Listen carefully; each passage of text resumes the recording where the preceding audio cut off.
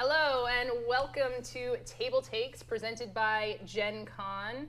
I'm standing in for Christian today, who is not with us. We believe it's a Rifts-related incident. He may have fallen into a rift. He fell into a rift. I'm joined today by Bonsai and Derek, as always, and we have a special guest here as well, Will from Privateer Press, who has very many exciting things to talk about. But first, we will start off with our headlines. Yes, and So, Eberron news. yes, Eberron news. So I know in the beginning of this week, probably those Eberron fans were freaking out, saying, "Oh my God, this cover art is horrible." Don't worry, it is not actually the official cover art. Amazon did not make a whoopsie daisy. It's just a placeholder. So calm down, calm down. But for folks who weren't on Twitter. For folks who weren't on Twitter, so basically what happened was that there was a cover art leaked on the interwebs, and people freaked out because they were like, "Oh my goodness, we've been waiting for Eberron for years to come out." And some people were just freaking out about having an Everon hardcover finally. Oh yeah, also there's a lot having of freaking out in general. There's a lot of freaking out. It is Twitter. Yes, Yeah. it is Twitter. It's fair. Jeremy Crawford did come out and say that this is not, basically, if you don't know, Jeremy Crawford is one of the designers on the Eberron campaign for the hardcover book. And he's like, no, calm down. This is just a placeholder. He was answering a whole lot of other questions about the content of the book, too. Yeah. So if people are really diehard Eberron fans, yes, then you should go check his Twitter feed, basically. Definitely for, check his Twitter feed. Surprises, details, things like that. But yeah, this is mostly a drama that happened on Twitter for people to understand. And Twitter being Twitter, tweeted lots. As it is once to do. Incredibly insightful commentary. Thank you. But there's a lot of other information that came out of this, not just the cover kerfluffle. Well, that's what I mean, is like he spent a lot of time on Twitter answering questions, talking about what was going to be in it. There were a number of other partners. Like I was really surprised to see D&D Beyond talking about it. Yeah. Because if people don't know, like the Wayfarer's Guide for Eberron was a digital-only release that was on the DM's Guild, but was also supported on D&D Beyond.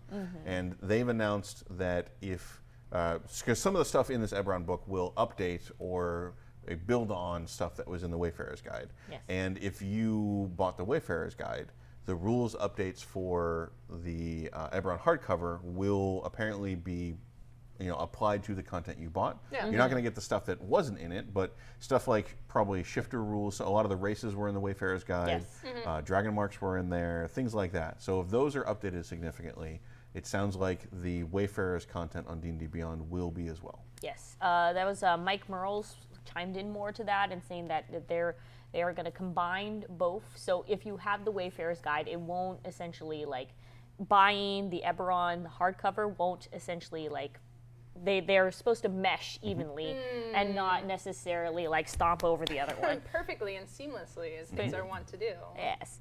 And they go ahead and they explain that artificers are going to be finally have their official rules and stats for that class. So if you guys are looking for final. And if you guys don't know, Eberron in a setting is basically high steampunk, high magic and technology meld together in this world. It was something based off of a contest that was done during 3.5 edition of D&D, and it was a favorite in the contest winners. It hasn't gotten hardcover yet, and this is just for 5th edition. Yeah, for 5th edition. So that's what basically people are like, hey, so 5th edition, we're gonna... People like the book. People like the book. They want the thing to hold, to page through, to lovingly caress the beautiful cover, not the there is an alternate cover. There is an alternate cover coming out by Ben Oliver, who did the... Mordenkainen. Yeah, that's a long word. Thank you for saying that word. Yeah. The Mordenkainen Tome of Foes. Yeah, thank you. Nailed it. And that art is very nice. It is. I mean, with all the highlighting and stuff on there. And then some things to also look forward to is the new character classes. So that's the Warforged, which is basically golems. Sure. like you could think of them as golems. The changelings, which is something that I played when I started D&D before. So it's not necessarily new, but they have official rule guides for changelings in this particular setting. And then they also have the Kalashtar, which are kind of like, okay, so how I'm going to explain what they are. My explanation. Where baby color stars come from. Yeah, baby color stars when a human loves a spirit, and then they do this, and then the color star comes out. But apparently it's actually a human plus a human, and then a spirit goes, that's mine now. Yeah. I like my image better. Yeah. I think it's cooler. It's more romantic. It is more romantic. Sure, okay, all right, we'll go with that. And then we got the shifters, which again is not a human plus another thing smash, and then that's created. Well, that's what you claimed because you had bought into the propaganda of the Church of the Silver Flame, who does not have a kind view of lycanthropes and feels the shifters are tainted by them. But you can have more than one creature shifting shapes, and they don't have to be related. Just humans just mix well with everything. Yeah, they just like mix. I don't know if mix well is what we'll call it, but they definitely like to mix. mix, just like What was that? You wanted to create a system or something where the humans are like you go to a fantasy setting, and it's always like, oh well, humans are the most adaptable, and there's so much variety with humans, and the elves are this thing, and the dwarves are just this thing. And I want one fantasy thing just to come out and be like, no, the humans just want to get on with everything they see. Like that's the defining human trait is that they're a little thirsty. They survive through attrition. It's not enough. They'll just like to keep making them. Keep making more. Somebody will live. Because normally it's like, oh, the orcs are really like fast breeding, and like, no, I think based on who gets it's the humans. Well, I mean, you don't have too many orc halves, because if that was the case, it'd be a lot of like dwarfs, orc. Well, so I think there's the speed of breeding, and there's the choosiness of what you breed with, and I think that the orcs may breed quickly, but the humans are definitely a very open culture. Yeah, very open culture. Yeah. But yeah. You heard it here first. Humans are. But yeah, going back on that. Thank you for joining us, Will. Anytime. Yeah. I've learned a lot so far. But yeah, so some of the other stuff that is going to be included, since we talked about orcs and goblins, there are a more sophisticated class of orcs and goblins in this world setting, so they don't just immediately murder them. Yeah, they actually have, they pay the taxes in this world. I think there's a couple, like all the ruins in Eberron, like the lost civilization, like the ancient Roman Empire that you would venture in kind of thing. Yeah. That was a goblin empire. Yeah. And now there are, instead of goblins and orcs kind of being like the invading hordes that are coming in, they're kind of like the remnants of the last great empire. And they still have like a couple kingdoms here and there that are, maintained by them. Yeah, but the race rules for the orcs and goblins are going to be different from Volo's Guide to Monsters, so you might want to pick this up if you want to go ahead and play an orc or a goblin race. That's a little pejorative, right? Having them in the Guide to Monsters? I mean... Yeah. Welcome to a long history of D&D. But yeah, there's also rules about dragon marks, which are basically birthmarks that are super powered. Magic birthmark tattoos. Magic birthmark tattoos, yeah. And fluff-wise, or just extras that you can expect in this game is 100 pages on the Corvair area, the continent of Corvair, specifically with first edition with the Sharn City of Towers, which is basically like mega city. The poor live on the bottom floor, the rich live on the top. Super magic city. And then it also is going to be a campaign based off of the Moorlands, which is, if you aren't familiar with it, it's like if a nuclear magic bomb went off, and was the Moorlands. And erased a country. Yeah, erased the country randomly. It's just like boom. And then you're with post-apocalyptic magic. Yep, that was like the big mystery of the Eberron setting is what happened. Right. Yep. And everybody's like, maybe we should not fight as much and figure this out because it could just happen anytime, apparently. Who knows? Haven't we all had that happen in one of our D&D games when we were younger, especially? Like when you're 12 and 15, you're like, I throw the mega fireball. You're like, well, you killed the kingdom. Like we've all blown a kingdom up at some point in our D&D careers. No, that might just be you. I'm sorry, am I a sociopath? Did I just out myself? Is that an option? Look, I grew out of it, okay? A whole whole new world of options. So the other interesting thing about Eberron is that they've announced there's going to be some Adventures League content for it as well. So I think the hardcover just has like a first level adventure, but then they will be releasing a series of adventures afterward through Adventurers League. So it doesn't look like there's going to be a hardcover campaign for that, but there should be a lot of adventure support for it. Nice. But it is glad to see like the fandom is getting what they've been crying for a very long time. Yes. Oh, if that's all I need to do, then I will cry for Dark Sun and Planescape to no end. I will weep rivers of tears. I have a deep well of tears within me. Well, I mean, if you get multiple people to cry with you, Yeah. and then You're all there with me, right? There- yeah, Dark sure, Sun, sure, Planescape? yeah. Sure. Yep. Yeah, excellent. Sure. I As feel long the as passion you're- of your commitment. You're running the campaign that we can play. Oh yeah, I'll play anything. Sure. If someone's there to run it, I'll play it. I'm with you on Planescape 100%. Like that and Al-Qadim are easily my two favorite old school settings. So, and I would love to see Al-Qadim come back too, because it was so. You were talking about goblins and orcs being welcome. It's the same thing in that setting. It's very mythological Arabian Nights. And it's not about what race you are. It's more like a caste system, and like the Sultan at the top, and then all the way down. And it's just, if you like Aladdin, it's a cool setting, and I will fight with you to bring these things back. We will get nowhere. Wait, are we fighting, or will you fight with me? together. Are we we're gonna unify. Fight, Hey, fight. if you fight, English is hard. English is hard. English is hard. I will fight alongside you. There. So You I will have be your my- axe, is what. Yeah. is You, what- You have my axe. you be a brother. So Can we make it a bone axe, and then we can bring Dark Sun along with us? Sure, of course. I mean, who doesn't like Arthas, right? Like, Dark Sun's great. All right. Speaking of fighting and killing And bone axes. and bone Oh. axes and murdering, Ooh. new kill team So, stuff. yep. Derek. So the Kill Team starter set was out of print pretty much immediately, and has been out yeah. of print for a long time. So there's been a lot of kind of demand and hunger for a new entry-level box, or a thing where you can get the rules and some minis and some terrain and all Yeah. the counters and everything like that. So now Games Workshop has released a new starter set. It is Space Wolves versus Tau on like Sector Mechanicus, so it's like factory conditions. So Yeah. it's not the like gothic destroyed kind of city structures that the old set was. It seems like it's a little bit less terrain, but it is a starter set. So it's finally going to kind of be back out. And if you have been interested in Kill Team and you like either of those factions, then this is going to be a great way to get a whole bunch of terrain and plastic and rules to play with. Nice. Okay. Really?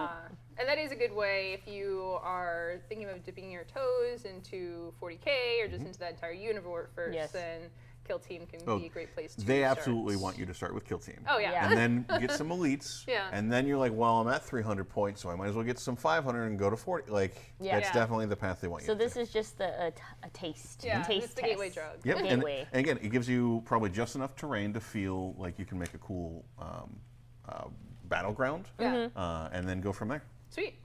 Okay. Up next on our agenda, Wizards of the Coast releases an app to let you play tournaments at home. So this is scheduled to have 2 to 16 players and a lot of pretty advanced features.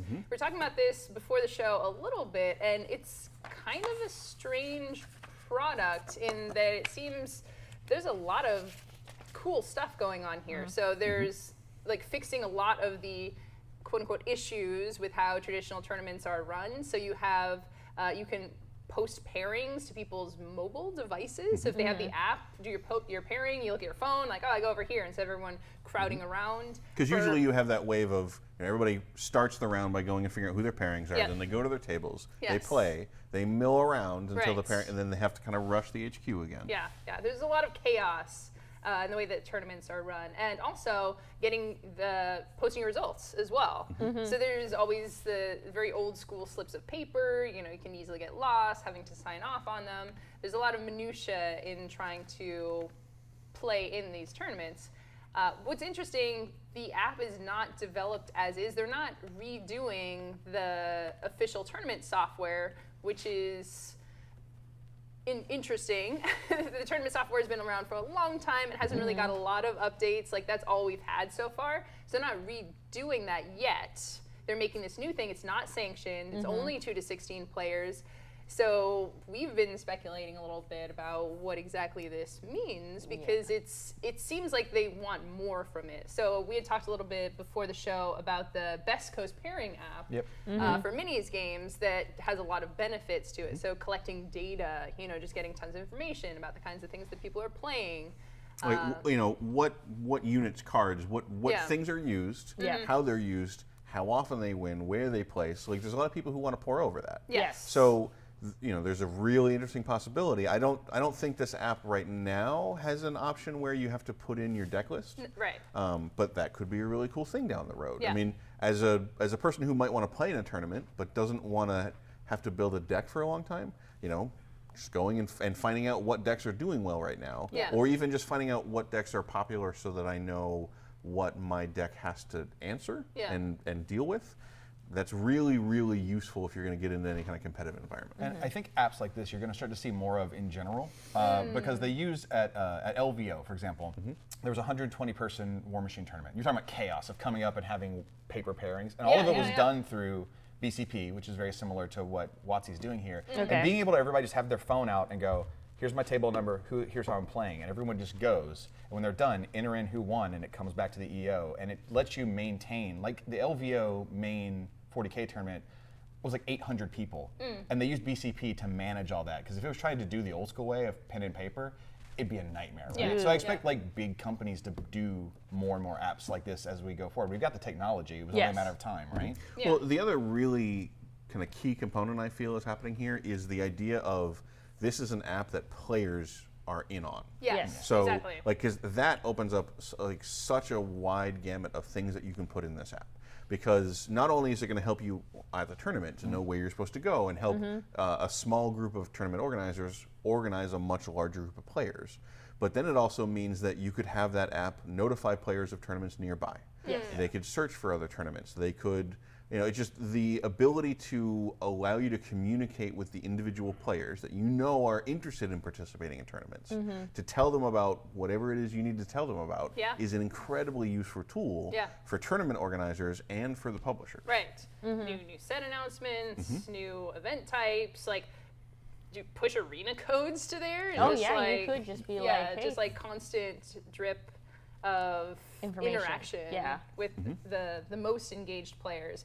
And I was saying at the beginning of this, there's already a lot of apps that people cobble together. I would say, as someone who plays Magic, I'm thinking like, would I ever use this app? I don't play like with my friends. Like we don't play quite so competitively that we really need to track stuff. Often if people do track stuff, they'll go, you use something like Challenge or other just free or cheap, like cobble together, like your deck list will be in this place. But thinking about it more as we're talking about it, I'm like, oh, I'm playing Commander now. If there was a way we could track our games week to week, like maybe that would be cool. Or like when I do a draft or something, if it did just match us up and everything was right there and there was added benefit to it, I could see it being well, as a cool. minis player too, like I would love to have a way for an app where I could build my army list, take photos of my painted units, and share that with people. I would love to be able to do that. So I hope that we kind of continue to move towards these tools.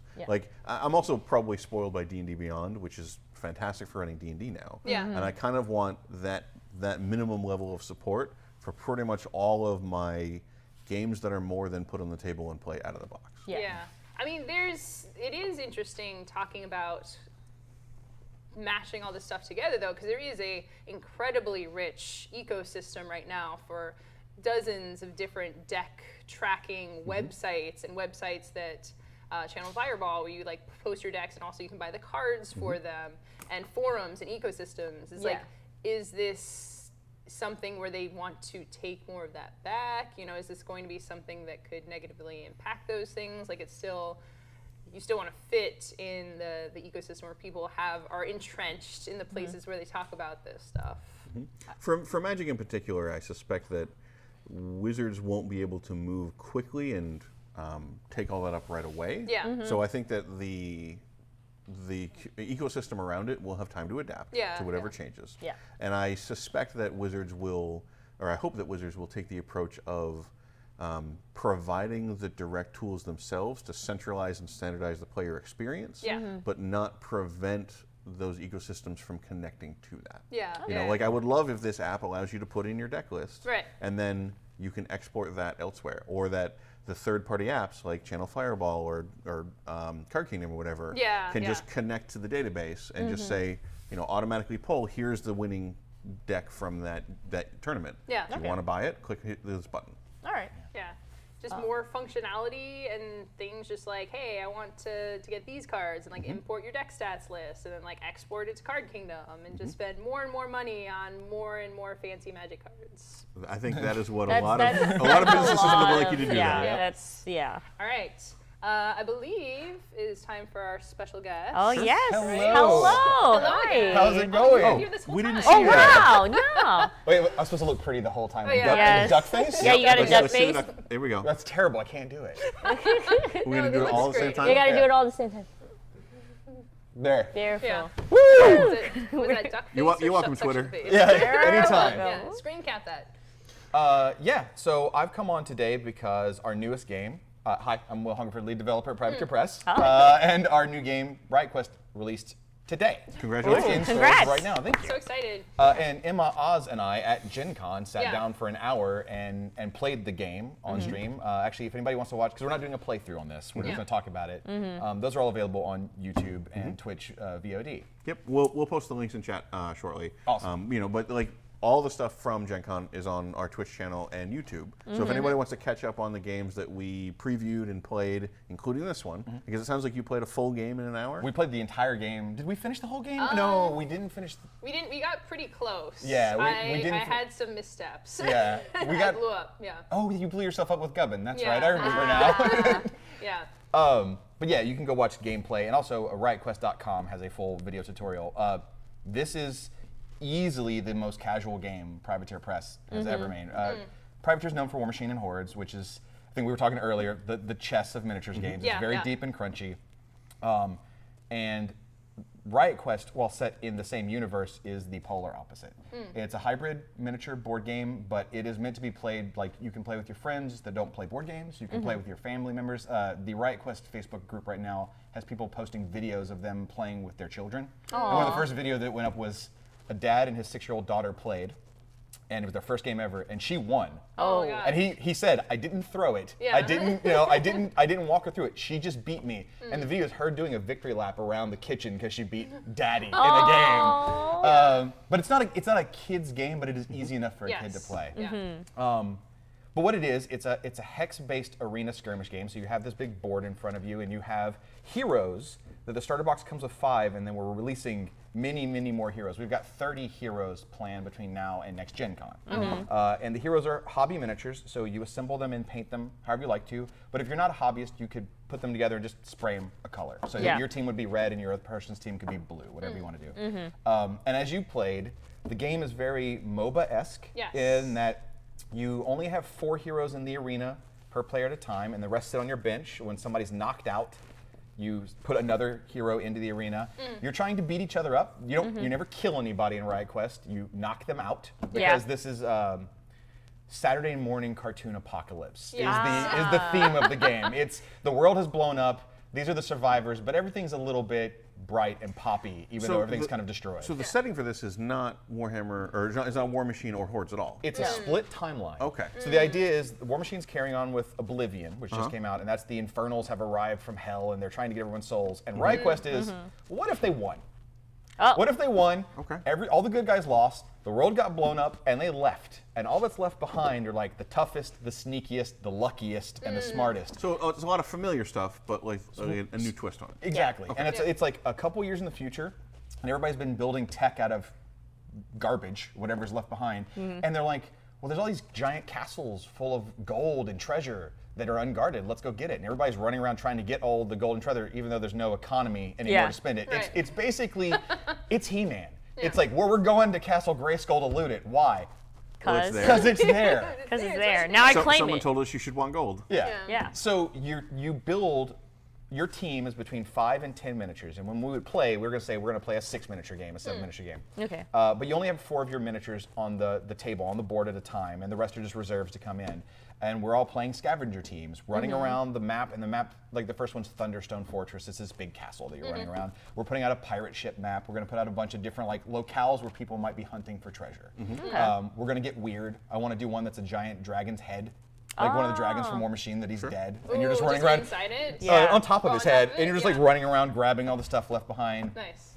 Ripping off the scales. Ripping off the scales, Yeah, things like ripping off that. the scales But your scavenger team is playing, and the way the game works is there's a bounty deck that you shuffle up. It's completely random, and there's always 2 cards in play at a time. And those cards are a shared market of goals that any player can achieve. Okay. Whenever a player achieves it, they score that card, and then the next objective flips over. So the win condition is constantly changing. Every card has a VP value on it. The first person to 7 wins. So you might shuffle up to where you have a very fight-heavy game, or you might have one that's like a bomb shows up in the middle of the arena and a target's over here. Yeah, Someone's that's got to what we run got, and yeah. grab the bomb. Yes. Bring it That's the over one here. we got. And you had to somebody had to run and grab the bomb token and then run it over to where the target was and had to make a test to plant it. If they planted it, they scored the card. If they failed, as what happened to Emma in our game, they blew up.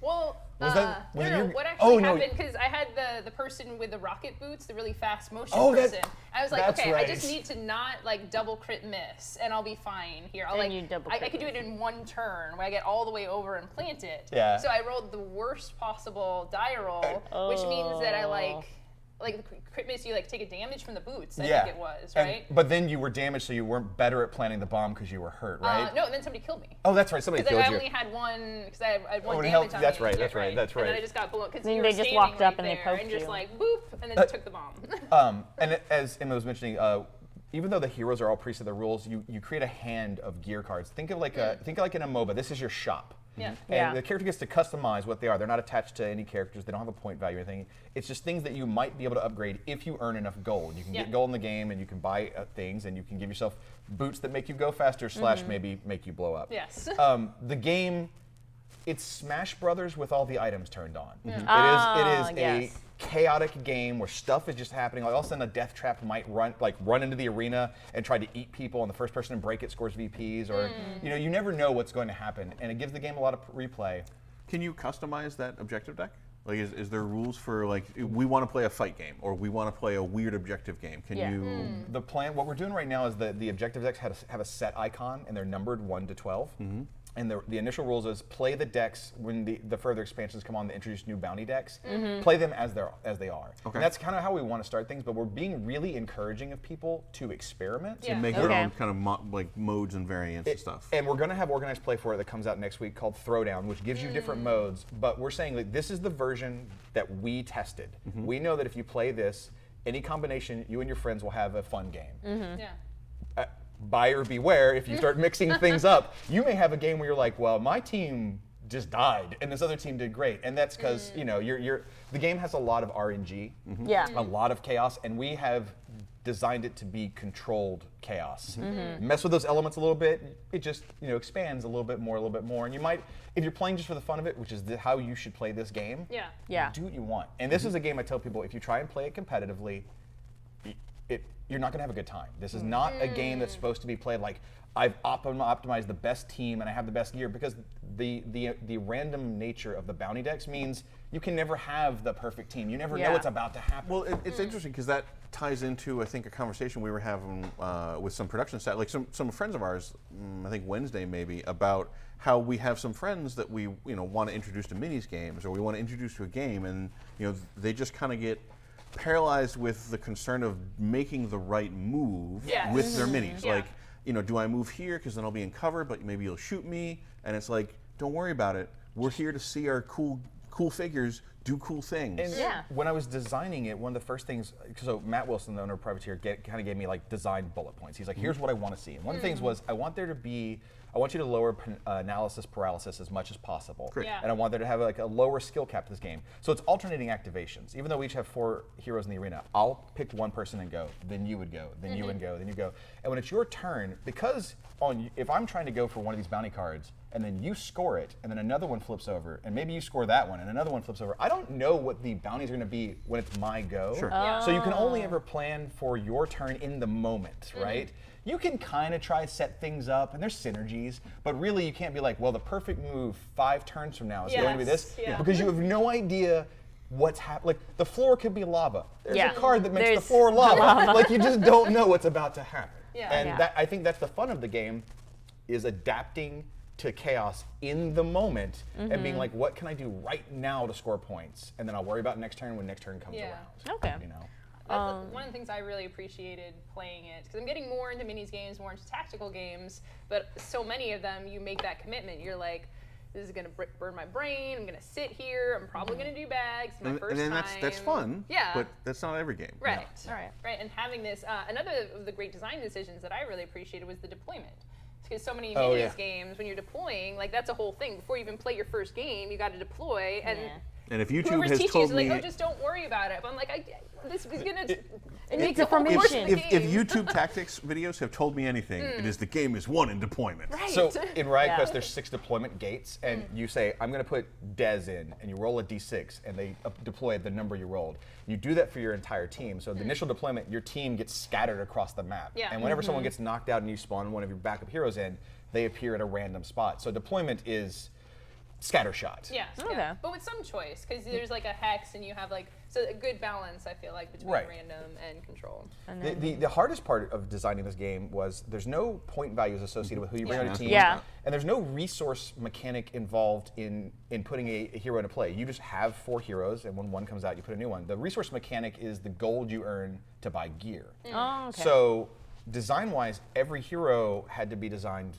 MOBA style. Yeah. And the idea being, when you play a MOBA, you just put whoever you want to on your team. And as long as everyone has a very clearly designed role, and even if their role is the same as another hero's, like if 2 people are melee fighters, they need to do something different enough so that one isn't clearly always the best choice. Yeah. And in games like that, D&D, in its own way, is like that. You have the players are the heroes, right? Yeah. They're all supposed to be balanced against each other. And they're all supposed to, Yep, but they're Yeah. supposed to be customizable and focused. Right. And designing games like that can be really challenging. And that was like one of the most fun things to do. It was, okay, for example, we have Desiree Consuela Acosta, also known as Des. Okay. And she is ranged DPS. Oh yeah, check her out. She is a very tall lady with a huge bazooka. Yes. I think like in setting, because they're to scale, she's like 6'7". Oh wow. Ooh. But she's ranged DPS. Yeah. Then you take Gubbin, this little goblin covered in explosives, who is also a form of ranged DPS, right? And it's like at its simplest level, how do you make these 2? These are 2 in the starter box. How do you make them different? Yeah. Well, you make her hit one person harder, and then have an ability that her bazooka knocks enemies back across the screen. So she's got a little bit of Control. Whereas Yeah. his ability is when he attacks a square, it also hits everyone adjacent to that square, so you give him AoE. Okay. Then you play around with defensive stats. He's harder to hit but lower hit points. She's easier to hit but more hit points. Yeah. And you just have a few dials because there's 4 stats and 3 abilities per character. Not a ton to work with, but you tweak those dials a little bit, and you can have 6 different ranged DPS characters do very different things. And as long as, he's better when people are grouped up, she's better whenever you need to hit someone really hard or move them off a spot. You have 2 gunners that are, equally viable in different situations. Yeah. So yeah. you were mentioning that each of these characters have a little bit of a background. Is there any particular one that you consider your favorite? Yes. Oh, Yes. Do you mind? Oh but- no. Don't listen. Your mom's Out of the ones that, let me go through all of Wave 1. Yeah. Oh, and yeah, then- just go ahead so and tell us. I will Can you show you the explain? beginning of Wave 2, and my favorite's in Wave 4. But I will go through, and I will tell you what it is. Okay. Okay. But also just to let people at home know. So Riot Quest, you said, comes with 5 in the starter box. Yes. Yes. So this is all Wave 1 here that are painted. Yeah, painted. Yes. Yeah. So let me go through the starter starter box. box, yeah. So the Yes. starter box is Dez, who is a gunner, and she is the single target rocket launcher. Okay. Gubbin, who is actually a rogue, but he has a lot of range DPS. There's 6 classes in the game, and the classes have a unique class ability. Rogue simply means he can move through other enemies. He's really dodgy and hard to keep track of. Okay. Eris, who is our resident elf with a pair of high-tech crossbows. She's a leader, so she's a scout class. She's really good at making the rest of your team hit better, and she's also super mobile. She can make your team run faster as well. So she's sort of like a buff for the team's offensive capabilities and their mobility. And her herself, when she hits somebody, she gets to move free hexes around this. So Yeah. she's hard to pin down. Nice. Then we have Balthazar Bamfist, who is straight support. He makes equipping gear cheaper, and he lets heroes be able to activate multiple times in a turn.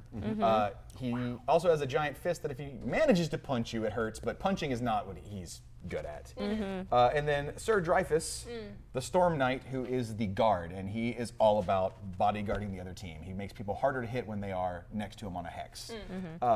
The rest of Wave 1 is Harlow Hold'em High, who is a Rulik gun mage. He is a little dwarven highwayman. Nice. His guns have Rulik symbols on them. There's actually an alphabet for dwarves in our setting that you can codify and read what it says, and the guns say kiss, kiss, and bang, bang. Oh, nice. He can shoot, in this game you usually get 1 attack per turn. He can shoot 2 different targets. And he also, like Eris, makes nearby enemies easier to hit. Black Bella, the Duchess of Dread, the Larceny Lass, the Captain of Carnage, Oh, wow. is the strongest melee DPS in the game by far. Does she fit all of that on her business card? No, she doesn't. Well, That seems I like think her business card is probably at the end of this this sword right here. she probably goes to the same coffee let's shop exchange as business cards. Khaleesi, Yeah. Mother of Dragons, and all this. So she's straight melee DPS. She just runs up and stabs folk real good. Let's see which ones. Yeah. By the way, these figures are amazing. Show me the murder ladies, Emma says. Murder ladies. So these figures are amazing. By the way, if you saw the close-up image, I am digging all the little intricate details on here. They're so packed with detail. Yeah. They are a lot. And so these are all metal. These are all metal. Yeah. Oh, and yeah. are the actual retail metal as well? Absolutely. Ooh. Yep. So there's our starter box, and then okay, Wave 1, you've got Harlow, you've got Bella. You've got Gorman the Mad, who is an alchemist with a sludge cannon. That his main thing is he is not great offensively or defensively, but when he hits another hero, if they've equipped gear, if they've built a piece of gear with their gold, he breaks it and they have to discard it. So he's straight debuff. He's a debuff. James, she's an Iron Maiden. She is a robot lady. She's another guard like Dreyfus, but she also has the added benefit that he makes people harder to hit. She just straight up says, if you hit one of my friends next to me, I take the hit instead, and then I punch you back for a point of damage. So she's the damned if you do, damned if you don't kind of that's what I like. bodyguard. Yeah, so That's a murder there's lady. definitely a thing with you of show me the murder ladies. Yeah. And then we've got Boomhowler. Oh, nice. He's a trollkin with a giant chain gun. Cho. He, like Eris, is a leader who helps buff other people's offensive capabilities. Where she makes people faster and hit better, he makes them hit harder. And he can also open up that chain gun and shoot everyone. The only miniature from Wave 1 I don't have painted is Widget, who is the young teenage girl with a pair of mechanical wings and a giant 4-foot wrench, who is, again, pure support. And when we're talking about planting the bomb, Yeah. she is the scenario specialist. She is really good at making the tests of plant the bomb, break the turret, anything where a bounty card's up where you have to go do a thing that is not killing someone. Yeah. She's terrible at killing people. She's great at fixing things. So she does the whole fixing by whacking it with the wrench. Yeah. Yeah. Team Fortress 2 style. Yeah. Like with the engineer.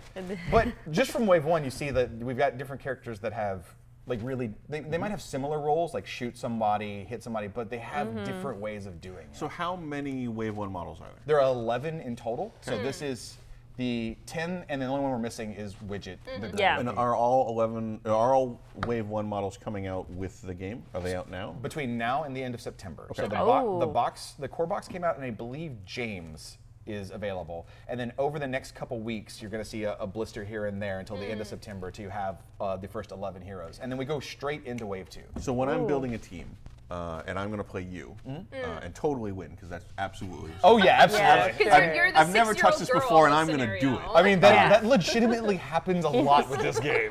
But when we're building teams, Yeah. and there's like 11 models right now, can we field the same model against each other? You can. In or- fact, there's a bounty card called Frickin' Imposters that says if you kill someone that is the same class or the same name as you, you end up scoring the bounty. Oh, nice. Yeah, and that's how we did it for the demo. We each had one of the starter boxes. Yep. So you can get the 2 starter boxes and have everything you need for Yeah. a 2-player game. And that's why we paint our bases different colors, so that it kind of indicates whose team is who. So if someone was playing the same models, they might have a red base. But for people that are not painting inclined, again, it's as easy as putting the miniature together and then just grabbing red spray primer and being like, I have red team, I have blue team. Like, we want you to hobby, but don't feel intimidated if you aren't a hobbyist. That doesn't keep you out of this game. Well, that's also the lesson I keep trying to tell people is I never expected that I was going to get into minis at all. Yeah. you know, like I played role-playing games for a really long time. I avoided miniature games because I just never figured that I would be into the miniature aspect of things. We never did that for role-playing games either. And when I finally kind of dipped my toe in, it ended up being like a lot more fun and a lot more engaging and a lot more relaxing than I had anticipated it being. But it is really intimidating for a lot of people for the first time. Like, unless you have that natural curiosity of, I want to try to paint. If you're like, I want to play this game, and someone's like, you have to paint, and they're like, what? No, thank you. I gotta get the eyeballs. Yeah, I gotta get the teeth just right. And it's like, you don't. Yeah. You don't. Like, be blue team if that's what you need to do. And if you come back later and want to paint them, great. We just want you to have fun with the game. But just like take the plunge, you'd be surprised. I 100% agree. It is far easier, and the amount of tutorials available online these days.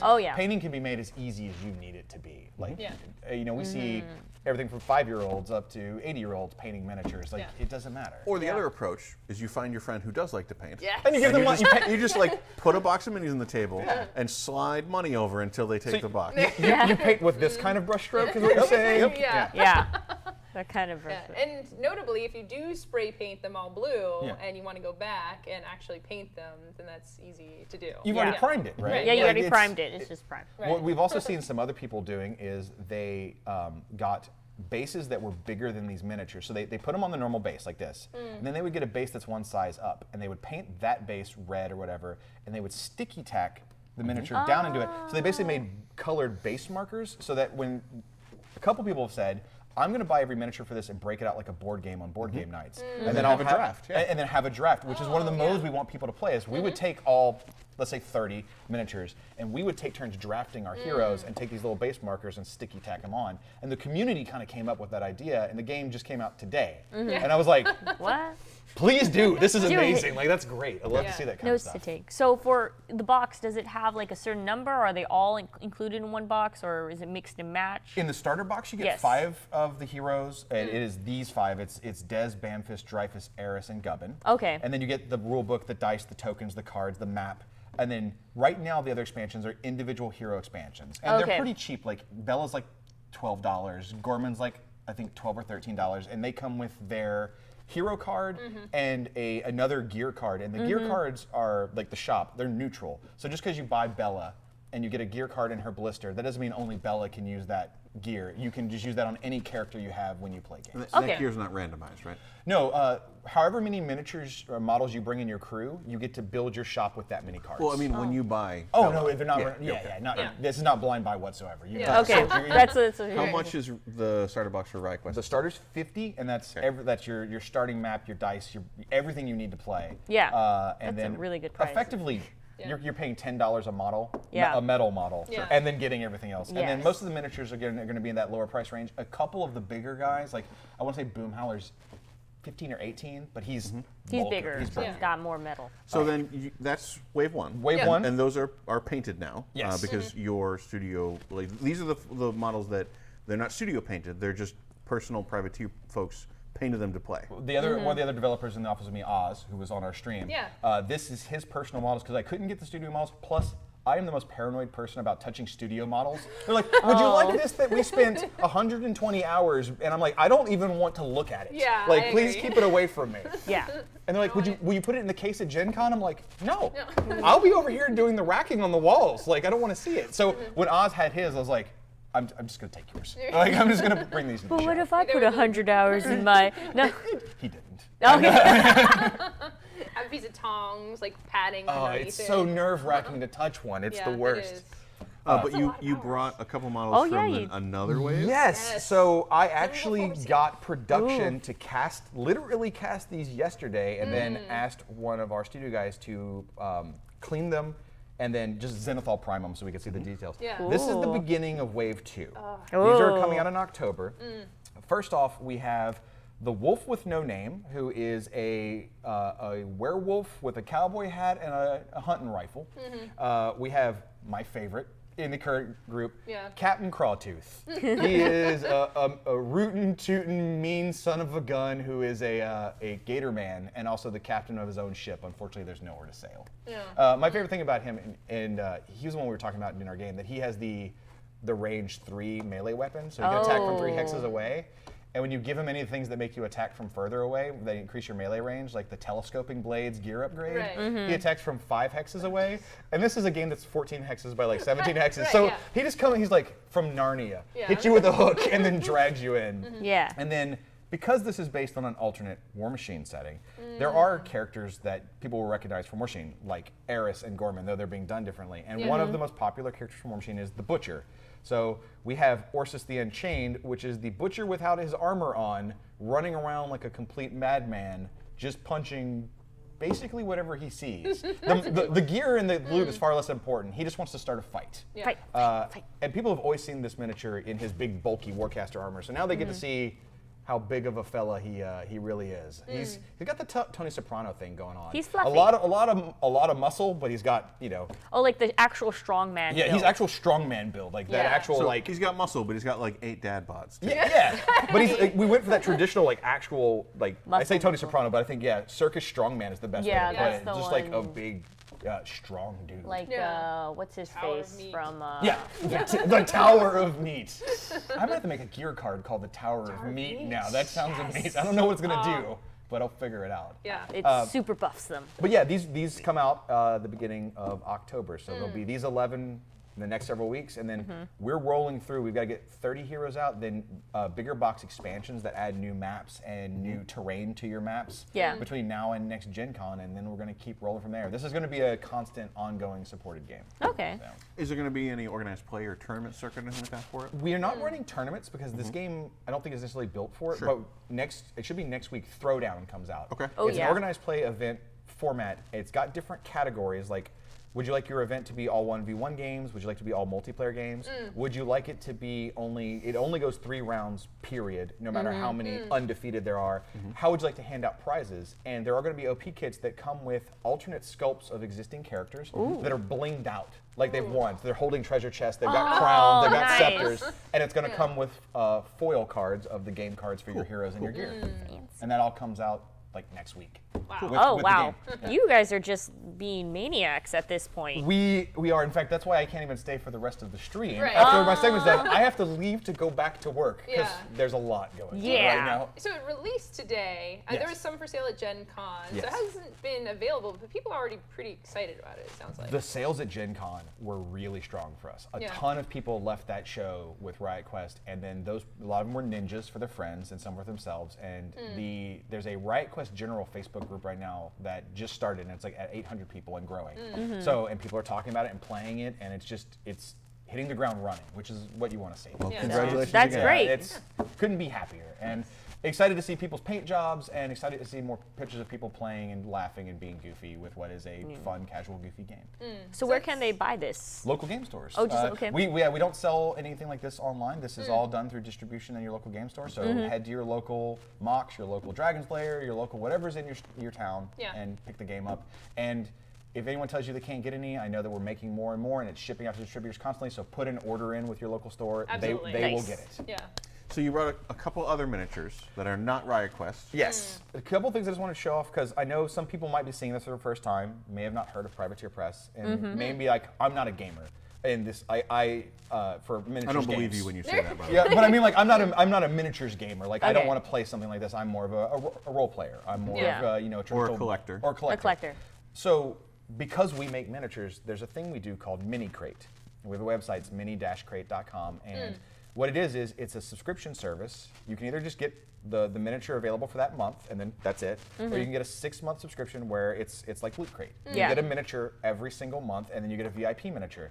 The main line was War Machine and Hordes, so we make alternate sculpts of War Machine and Hordes models done in all kinds of crazy fashions. We did a Butcher Claus, so Santa Claus version of Butcher. And then we've done just like cool, like alternate, like, robot versions of characters. It's very much like the skin DLC you would see, like kind of idea. Yeah. But we partnered with Fantasy Flight Games, and we started our second mini crate line, which is the Legend of the Five Rings Yes. mini crate line. Which is And very, very cool. it has been, we're on the second cycle right now, and we've been putting out models like Hida Kasada, which is a fan favorite. People love him as a character and the model.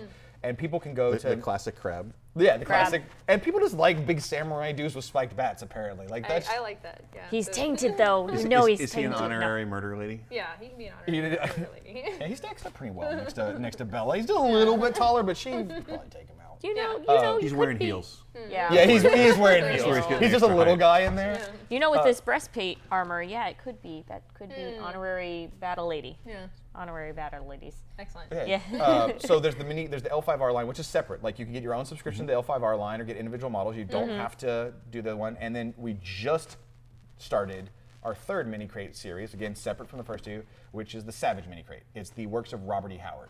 So we're talking Solomon Kane, Conan, and all that kind of stuff. And the VIP model for the first one, of course, is King Conan. King Conan. King Conan sitting on his throne, looking all majestic, waiting to murder somebody. So I know that I would there's- go with pensive and sad. Pensive and sad.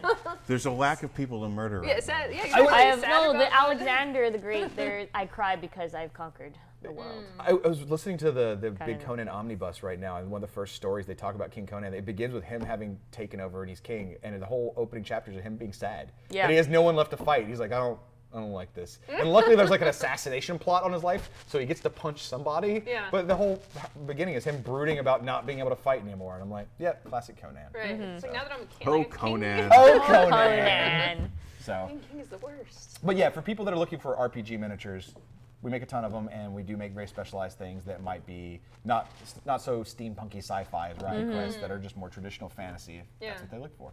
But very Okay. cool. Thank you for bringing those over. Thanks Yeah, for thank having me you on. so much. It was great to have you in. Hopefully you can join us again. I some would other time. love to come back, and hopefully we Yeah. can maybe get Oz to come on and talk about Monster Apocalypse, and maybe come play a couple games with y'all. Yeah, Yes. That would be super fun. Yeah. I It's enjoyed such a fun game. Do Play it. So more. remember Riot Quest. Yes. Yes. Yes. Riotquest.com if you want to go watch the tutorials and read the rules, and And we linked to the video from the two of you playing at Gen Con. awesome. Thank you very much. Well, yeah. Thank you. All right, I'm gonna scoot out of here. I'm gonna get back to Slide work. your chair away. Slide, Yeah. slide here. Bye, everybody. But yes. So No. excited. I so it's know. super fun. Got to hang out with, see a bunch of cool minis. I guess it's on to bundles now with our bundle Bundles. boss, who will be Me. Bonsai. I'm totally Christian. In disguise. Did you not know? Riffs? Yeah, Riffs. Riffs? Have you Yeah. tried Riffs? Riff? Have you tried Riffs? Yes. So if you guys didn't know, bundle holding this month is going, or week, is going to be Catalyst games. They're basically, if you wanted to go ahead and have or what is it, from July 2000. Okay, so basically it's a big collection of things that you can input into games. So if like, you know, you got little small details and you want to go ahead and be like, all right, I want to make something that is like a specific tavern related plus like It's like non-setting specific, Yes. like fantasy adventure content that you can use for almost any game or campaign. Yeah. Mostly traps. mostly Well, traps. like- yeah, well, like I think the traps are probably the really like this is Grimtooth traps. Right. Like if you've been in D&D for a while, if you've been in role playing for a while, you've probably heard that. Your DM may have deployed that against you. Yes. So now, if you want hundreds of pages of those, you can get those. Yeah. But there's also a book like hundreds of pages of new treasures to get. There's multiple books of Yes. city locations like taverns, City books. merchants, things Grim like that. True Traps. Yeah. So this is all from Flying Buffalo. So all 7 city books, 4 Grim Tooth. Tooth Trap books, and MSPE. Which is Mercenary Spies and Private Eyes. Yes, mercenary size. So what the more important thing is, what this is benefiting is Rick Looms. If you don't know who he is, he's like OG, like play-by-mail person who also started Fighting Books and Nuclear War, I believe. And right He started now, Nuclear War, yep. Yep, he It's started all his Nuclear fault. War. It's all his fault. Or, yeah. But yes, so basically, Rick Looms is fighting Loomis cancer and needs help. Like, game designers do not get a lot of money, unfortunately, to support themselves. And right now he is battling cancer and needs help with medical supplies. And so that is what this campaign is like benefiting. So it's a specific person. Yep, he's got a lot of medical bills from lymphatic cancer. Yeah, lymphatic. So this campaign is to benefit him, help him and his family deal with that. So again, that's one of the things that's really nice about the bundle of holding, and even the humble bundle, is that you get a great deal on a whole bunch of stuff, but it also helps a good cause. Yeah. Yes. So for your information, its starter set is $8, and that includes 557 pages of city location, traps, and treasures. The level up, or $21 and up, is that includes the mercenary spies and private eyes. That's a bunch of solo adventures.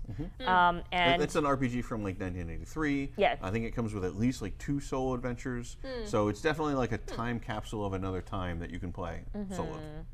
and then 584 more pages of traps and locations. So if you just want a catalog of just everything and Yo dog, yeah. I heard you like traps. Yeah. I have to say, I had not heard about this. I don't know if my DM has heard about this either, and Well, buy him a gift. Buy him a well, gift. it's great, but also I don't know if I want that because I was looking at some of these things and it's crazy. Like, it's all really tricksy stuff. So it's like you're walking down a passageway and the whole thing rotates and just like dumps you. Or it's like, oh, there's a rope hanging from the ceiling. Swing across this gap, and then you grab the rope and the rope gets longer and you smash into the wall. Yep. I think, if I remember correctly, Grimtooth was like a kobold, and like a lot of these traps were originally, because kobolds are supposed to be super tricksy and and they're supposed to set up traps and be super clever. And I think I'm not positive, I might be wrong, but I think Grimtooth was like a kobold, and a lot of this was what they were using and presenting for kobolds to be more of a threat than like a little yelping lizard dog thing that you just kind of hit once and it's dead. Right. Yeah. So if you're looking to spice up your campaigns, never have your adventurers stride happily and comfortably down a hallway. Like, there's an empty passageway in front of you. There's a carpet. There's a rug. There's a rug. There's a rug. What are you going to do? There's a rug in the room. Make your adventurers fearful for the rest of the campaign. There's a lamp. Do you know what that lamp does? I don't know. Don't you want to be fearful for the rest of the campaign? No, I want to just... Buy your DM a gift. Buy your DM a gift. I do need to buy my DM a gift. Maybe they'll be generous and kind to you when you trigger the trap and give you an out. And you can try to bribe them. Or maybe they just want to kill us off. Probably That's not. what you never know. When you come up against that really terrible thing, When you're you like, come up against that scary rug, right, you're like, maybe this is it. Maybe he just doesn't want to run the campaign anymore, and this is how we all die. see, that's the true value of these traps. It's not to kill the party, but to make the party terrified that you're going to kill them at any point. Yeah, right. Yes. So if you want to do that, there's hundreds and upon hundreds of pages of unique and clever ways to do so. Yes, on All Humble right. Bundle. Well, And now we are on to our Kickstarters with our Kickstarter queen. Yep, who we is have- Derek. Yes. Well, we will all be queens of our own, but Queens of our own destinies. we have a number of Kickstarters this week that only have a couple hours left. Yes, Yes. exactly. So you will want to pay attention and go back if they sound intriguing.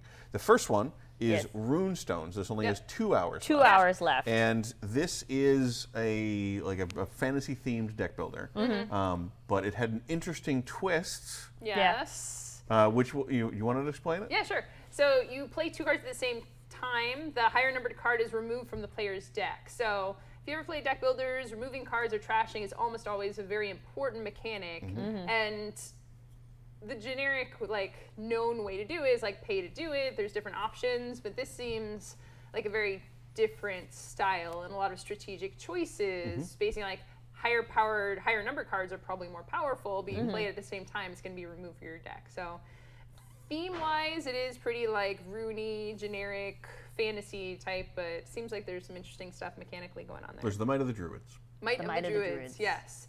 So don't click away from here, but you can open another window and be backing these Kickstarters as we describe them to you. Because there's a few more that are ending. Well, this one is also supposed to be releasing at Essen 2019. Yes. So this is a very quick turnaround. Yeah. The Kickstarter basically says everything's ready to go. Yeah. They're ready to deliver at Essen. This is just the final funding/ordering. Yeah.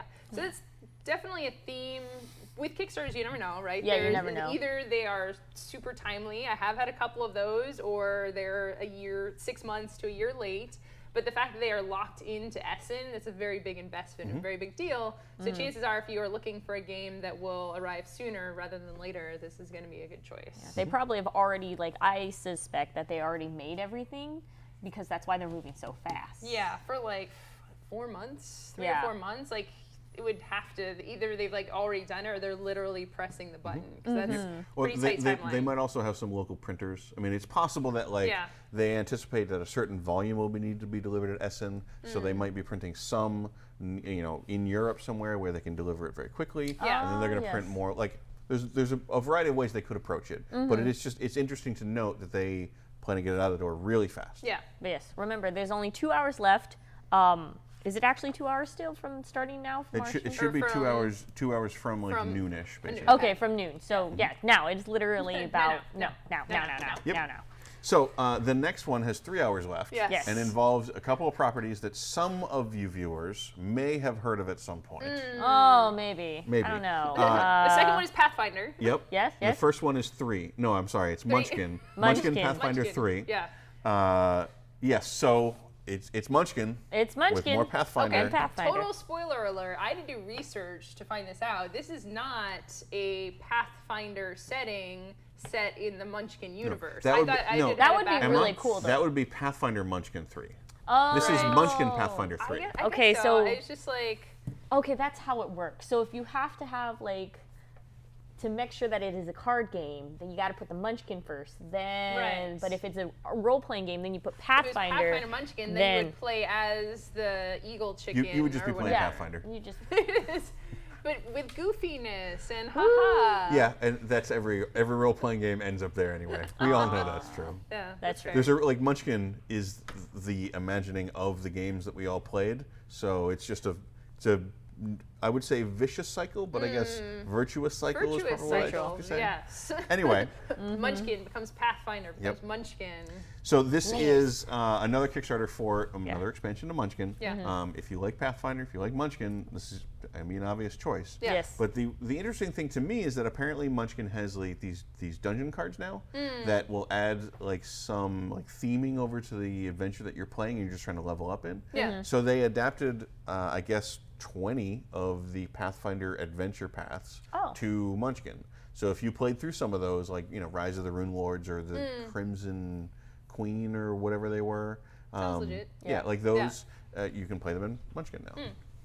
That's cool. So plenty of stuff to love for Munchkin and Pathfinders. And it's not so Pathfinder that you'll scare off Munchkin playing friends who aren't necessarily very knowledgeable about the idea. There's enough flavor there, but not so much that it's intimidating. As with most I wouldn't say that Munchkin has a lore that will intimidate new players. yeah, no. Well, depending on Pathfinder can be kind of crunchy. Sure. Yeah. Yeah, but Munchkin is the kind of game, like if you don't want a competitive game or if you don't want to screw your friends over game, Munchkin is perhaps not the game you should play. Oh, yes. But a lot of people love it, and if you want to just screw with your friends for a little bit while you're waiting for Pathfinder, then here you go. Yeah. And this has 3 hours left.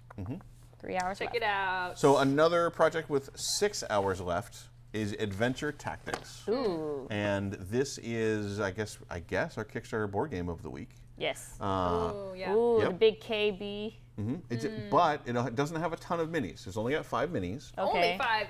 Yeah, I flip know, the right? table. Like Kickstarter has absolutely spoiled us. Yeah. But it does have a lot of like standees, and it's basically an encounter kind of based story campaigny thing where you'll have an encounter, you'll be faced with probably some decisions, probably a fight, things like that, and then you resolve that, and you get to decide where you're going to go next. Yeah. And that's going to have you flip later into the book, things like that. Okay. So you're going to have this like really branching storyline that can change each time you play. Yeah. And then you'll have your character that'll have a class, and every time you level up, as you play, you'll be unlocking classes, adding new abilities, things like that. Yeah. So if you kind of want that, building a character, adventuring through encounters, but you don't want a full role-playing game, it looks like they're trying to hit that. And the art style and the minis are kind of vaguely anime themed. So it's a little bit different style than normal. All right. I can see if they're investing more in the gameplay experience. I think honestly with some of these Kickstarter board games, it's like I got a million minis and the game is a secondary thing. So maybe what they're saying at this price point is like, hey, you get the 5 minis, probably the character minis, like the most important ones. Yep, the player minis. Right, but we've put more of the investment into cards. Like Well, yeah, I mean, development. it does look like cards are the big thing Yeah. because there's some deck construction elements to it as well. Yeah. And there's a lot of cards that are involved. Right, which can also be expensive to produce. I mean, there's lots of pretty Yeah. expensive board games that don't have minis at all. Yeah, but Not I mean, anymore. for the price point, there could be somebody that actually prices their stuff correctly, Yeah. and also for like upcoming taxes that might be happening. So this might just be something that we'll see more in time. Definitely with Kickstarters, but my guess is like, hey, this is somebody who actually like went in, even though you said, hey, $75 for 5 minis, but that could be like including all the other costs and actually reasoning price and not lowering the price, so they could be like, It's hard to tell Yeah. whether it's expensive Yes. or we have just been ridiculously spoiled by crazy Kickstarters. yeah, Right. Well, crazy. and it's nice to see maybe a more appropriate price Yes. than those Kickstarters that end up like being borderline scams, or like, oops, this is expensive, we didn't really think this through, or it just completely fall apart because they underpriced Yeah. for their minis. So Yeah, we do see a lot of Kickstarters that do underprice, yeah. but at the same time, I don't want to see a trend of them overpricing. You know, so it's just fair prices. Fair prices. That's all we That's want. what we want here on Tabletakes. We're Tabletakes. a fan of taking our money, but like the right right appropriate- amount. Take the right amount of my money. Take the Shut up and take Eight. just. just the right enough. amount. Just the right amount.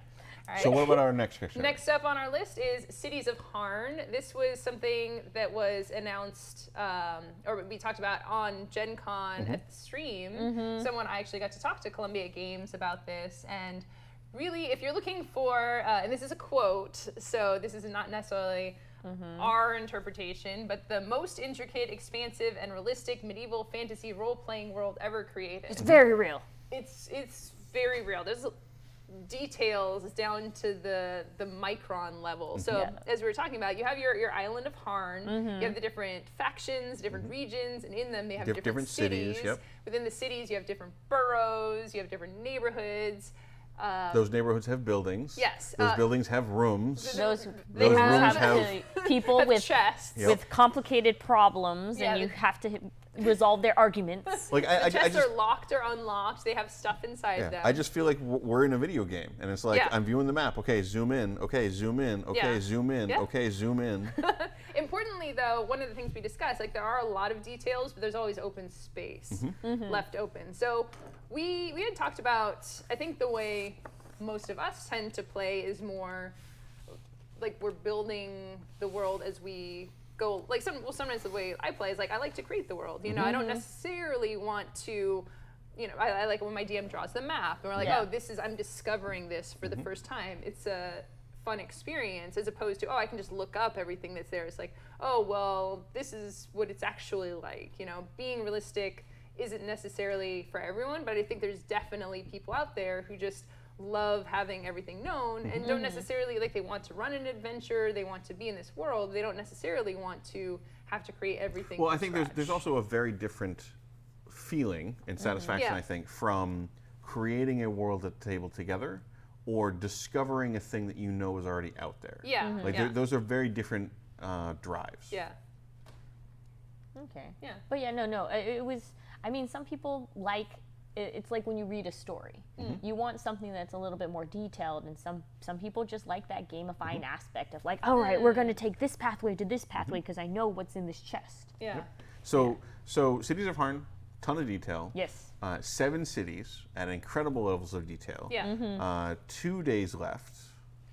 Anything else? Yeah. It's been around for a while. Just check it out if Yeah, you like it's right. very. They had some classic art, they're like old black and white art that they Yeah. had updated with some color. Like Yeah. there's some interesting like bits of history in there too. Yeah, I mean, it was first published in 1983, so it's the same world. So that's kind of cool too. You know, like it's if you go back to Lord of the Rings, it's like a known quantity where you can go back to old Agatha's hut down by the beach, and she'll still be there with her stuff and her little Aw. one-legged not one-legged, I feel like three-legged dog. I feel like I should be who taking notes runs so out onto that the anytime I run a game, How there's would a old one-legged Agatha dog- by the I feel beach like with a the one-legged three-legged dog would dog. just go like Three-legged this. dog who runs out and chases after the crabs. Although I and gets a really like the crab, has idea a of little a- scar on its nose for the crab bit it. I like the idea of a one-legged dog that One-legged- is trying yeah, to that chase was- after the crabs. That's a little too It's few kind of legs. sad. A little bit dark, maybe. All right, so check that out if you get a chance. Mm-hmm. Next up is Dusk to Midnight. Yes. So this is 3 days left, and this is a much smaller scale game. This is a GM-less game about like a losing war, and you're playing soldiers like mech pilots who the players know will die. Yeah. Yeah. So, it's a game that you enter knowing it's going to have a tragic end, and you kind of want to see what the last kind of few days or whatever of these soldiers' lives are going to be. So, a very small scale, personal kind of game, it sounds like.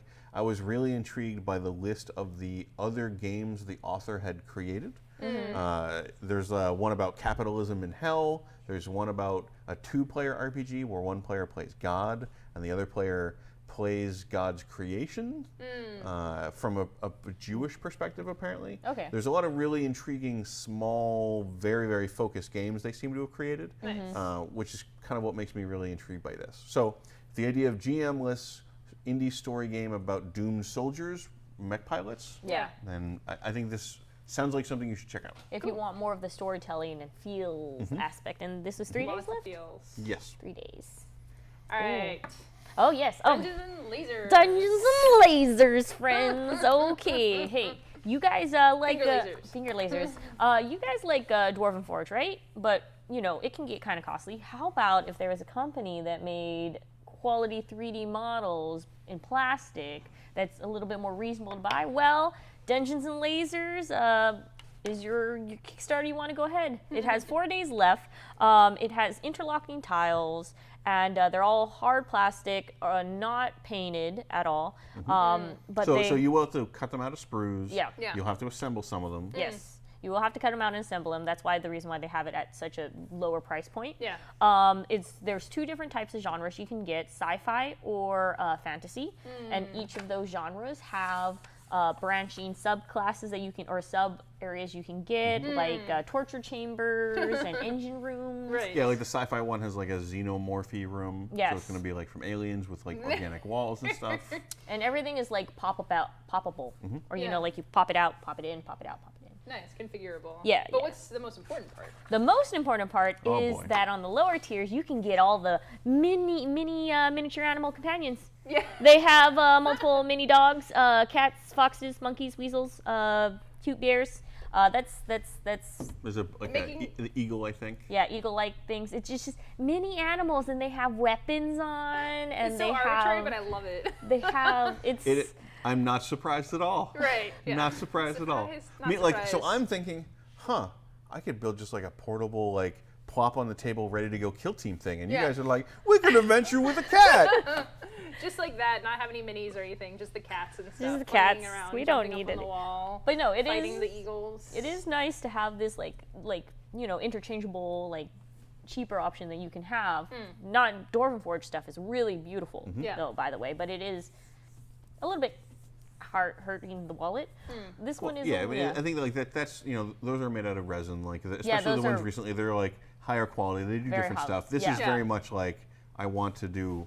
I a want board to play do on. it, Yeah, but with you Dwarven Forge, you can throw them at the table. They were Yeah. demonstrating how durable those things are. So there's different pros and cons. To yeah, the pros and different cons. ones. Yeah. But this one is you do have to clean it up yourself. You do have to paint it yourself. Yep. That is the thing that comes along.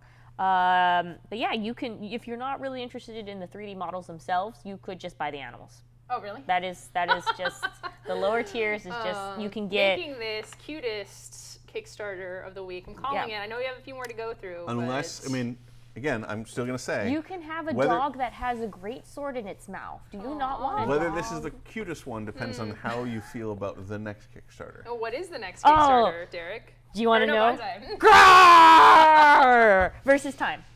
So if you guys are not a know what Grar is or Grar. I thought it was Grar. No, Gwar. okay. So they're a heavy metal band that is aliens from space that kill a lot of things. So if you ever see their shows, it's lots of blood. I wouldn't It is a very theatrical performance. I wouldn't take children to this performance. Or fancy Bloods clothes. and fluids. Or fancy clothes. You have to like wear clothes. Just that they say that you need a spray rag for this. So if you're, Oh, wow. if you It's are, the Gallagher of heavy metal. yeah, it's the Gallagher of heavy metal. So right now they have 5 days left. They're doing a deck building game. They kind of demoed it at Gen Con recently. Yeah, and I think a couple of them were there at least for one day in a booth. Yeah. Yeah, we fact checked. This is actually Guar. This isn't somebody who Yeah, this bought isn't- the Guar license. Yeah. This This is Guar. There you go. Yeah, so you can go ahead. It's supposed to be a, there's not really much to the rules. It's supposed to be a low complexity kind of game that anybody can pick up. 3 to 5 players. Game comes with a play mat and 300 plus cards.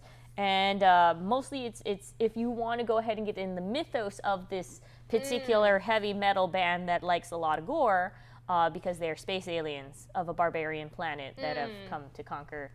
Yeah. See, I just want to find out who thinks that this is the cutest Kickstarter of the week, not the Animal Companions. Because there's got to be mean, somebody out there for it. Look, there's different Levels to of cute. cuteness. Yes. And some like abominable thing, if it's a little like zombie puppy that like is all stitched together from other puppies, like that's cute too. But So weird, gross stuff can be cute, just Okay. depending on Great. how it's framed. I mean, it looks entertaining. Like they've been at Dragon Con for a while, so I was just like, oh. Guar is an icon. Yes. So if you are bohabs, It's a thing. if you're bohabs, which are the fans, Yeah. which I found out the bohabs are actually like big monster bulls or something that they killed on a planet, and I don't know if I want to be known as a monster There's bull, but a mythos. a mythos. to There's a this. mythos, and this expands that Guar goes mythos. deep. Yeah. And then it's also all the artwork is actually done by the band members as well. So if you're a really diehard fan, Yeah. yeah, There you go. go ahead. 5 days left. All right. Up next, we have Sleeping Gods, which is the new Ryan Lockett game. Yep. So if you know what that means, then you Yes. should be like, okay, I should go back. I feel like, oh my gosh, he's doing another one. Also known as Red Raven Games, these games are known for being just gorgeous art. Yep, Ryan Lockett does really, all the art, really, all the really game nice, design. really distinctive art. Yeah, distinctive mechanics too. I feel like he comes from a different school of design-wise. A lot of games you see are very familiar. It's like, oh, deck builders work like this. In all of the games that I've played, there's things for better, some work better than others, but I'm like, oh, that's so cool. I've never But seen. he does at least experiment with different things. Yeah, Yes. and a lot of them are very narrative. This one is one of the more narrative games, and it's cooperative, which I have not played a cooperative game by From him, yeah, I don't think so. before. So just like you're adventuring in this world together is pretty exciting. So you're basically playing like the crew of On a ship, ship. Yep. who's Yeah. going around and visiting these islands, And then your trying to engine. find like lost gods or the totems of lost gods. Yeah. And I guess you level them up and have a whole campaign with them basically. Yeah, and I love too with the characters. Like you see, they aren't specifically said like, oh, this is one giant world and everyone is here together. But the characters, you'll see like the art style, obviously is very similar. But And some of the yeah. characters, you're like, oh, it feels. He definitely has like, some recurring folks. Yeah. So it's got 6 days left, and if you're a fan, or even if you're not, it's just gorgeous. You should definitely go and check that one Just out. look at all the art. Last but not least, we have Martin Wallace's Struggle of Empires Deluxe Edition. So this has 7 days left, and this is a game from 2004, and is a very like classic European powers fighting each other for dominance, in the era of like exploration, colonization kind of thing. So it's a deluxe edition. The components look fantastic. A much bigger map, a bigger board. Everything is wooden. Everything is cleaned up. Apparently the rules are much clearer now. I guess they also incorporated a lot of variant rules and stuff like that. Improved graphic design, like the cards, went from just very simple cards to cards that you place on the board that mesh with the map on the board. It looks very, very nice. So if you like deluxe games or you like kind of classic empire building games, Yeah. definitely one to check out. What I found of particular interest, though, is that this is an era that was built on slavery. When you're talking about the European nations clashing over control of the colonies, Yeah. there were a lot of people who were crushed in the grist of that mill. And the Kickstarter references that very lightly. It's unclear whether they changed the mechanics of that entirely. But it was interesting that they at least A, acknowledged that, and then B, linked to a rather lengthy thread and article on Board Game Geek, where a forum member, I think, had gone through and looked at how this kind of topic is represented in games that are about that era. Looking at like Endeavor, Age of Sail, there's another one, I can't recall which ones. But looking at the ones where it seems to have an impact on gameplay versus when it's just a token thing on the side that's not important, and just kind of raising the question of how do you deal with that? I mean, I think that's something that we want to dig into. Yeah, we'll probably have a discussion that has been thrown around versus colonizing. Like, how do you handle colonization in a game versus conquering? You know, there's a lot of games with this particular theme where it's a very, very popular theme. It's a classic theme. It's a classic theme, and there's not really a guide on the right way to do it, or if it should be a way to deal with this. Should you just like wipe off the high, like, never mind, we don't have slaves. But I think there's two questions. There's the one of, when I'm making a new game, how do I pick a good theme and handle it appropriately? But then there's also the interesting question to me of, this is a classic game. We're bringing it back in a classic format.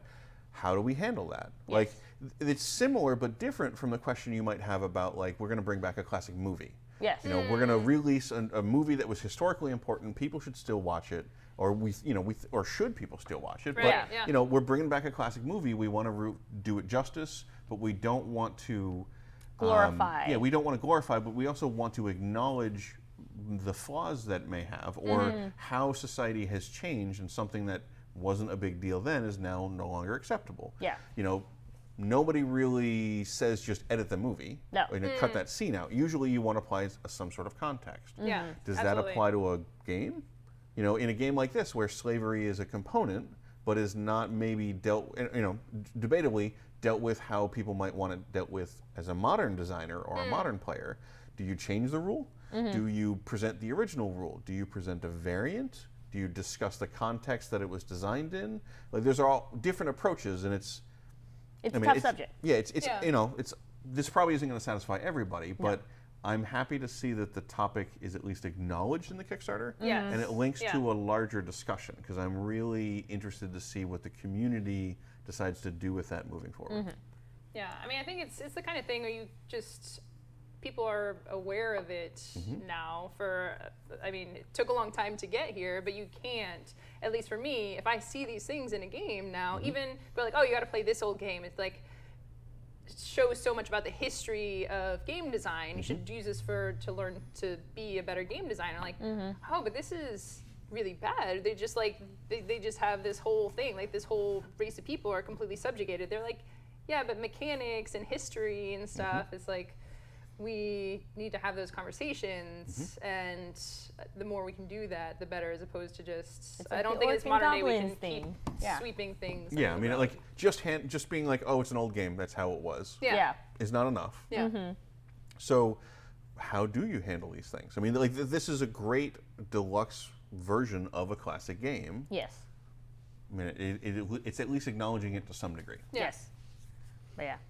But and that's it for Kickstarters. That is. And on the serious discussions on the end of the Kickstarter. Right. So we need more time. We will definitely discuss this topic. That's not something.